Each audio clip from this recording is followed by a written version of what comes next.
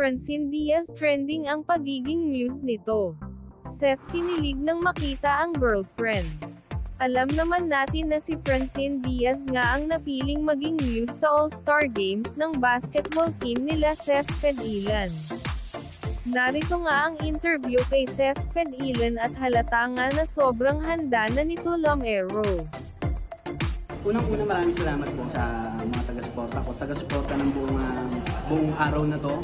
Sa mga nagmamahal sa ABS-CBN, sa Star Magic. Maraming salamat po.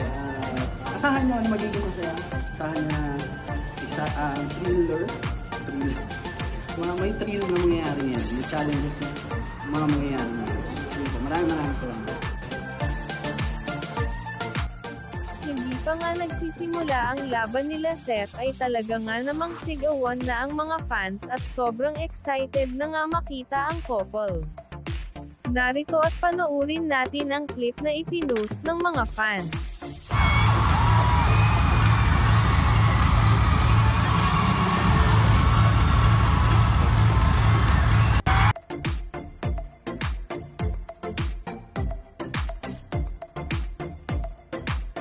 Napakaganda at sexy nga raw ni Francine Diaz ngayon at talaga naman daw hindi maiiwasan no Seth na kiligin sa ayos ng girlfriend niya.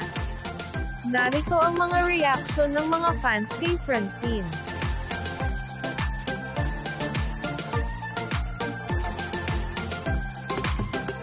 Talaga nga namang umani na ito ng maraming komento at nagte-trending na sa social media.